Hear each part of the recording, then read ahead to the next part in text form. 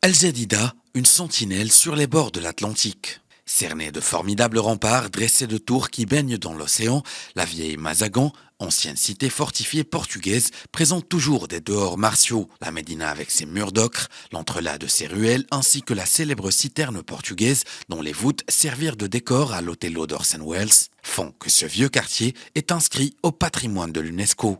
Je suis d'origine marocaine, je viens d'ici, je suis berbère, comme vous pouvez voir. Et du coup, c'est la première fois que je viens ici. On a tendance toujours souvent à aller dans le sud et c'est la première fois que je viens dans cette ville-là. Et je trouve ça absolument magnifique. Du coup, c'est la première fois que je visite. On vient d'arriver, donc j'ai pas encore eu le temps de tout voir. Mais je trouve qu'en termes d'architecture, en termes d'histoire, c'est vraiment super intéressant. La cité portugaise d'El Jadida, un vrai joyau architectural, croupit aujourd'hui sous le spectre de la décrépitude. Sa fermeture a inquiété l'opinion publique avant que les autorités concernées ne déclarent que cette fermeture est due aux effondrements survenus sur le toit du bâtiment, ce qui constitue une menace pour la sécurité et la sûreté des visiteurs. Les vacances d'été, ça devrait venir dans 15 jours ou 20 jours. Et on trouve des problèmes à propos de la fermeture de la cité portugaise.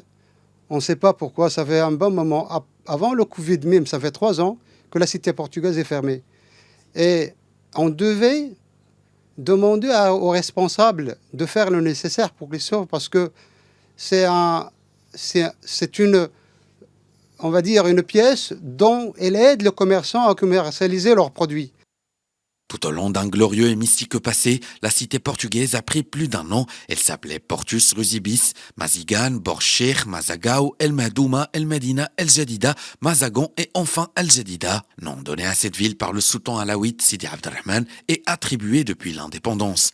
Le 4 mars 1769, Sidi Mohammed Ben Abdallah, présent sur les lieux, aux côtés des militaires et des moujahidines venus de tous les coins du Maroc, avait ordonné le bouclage total de la ville.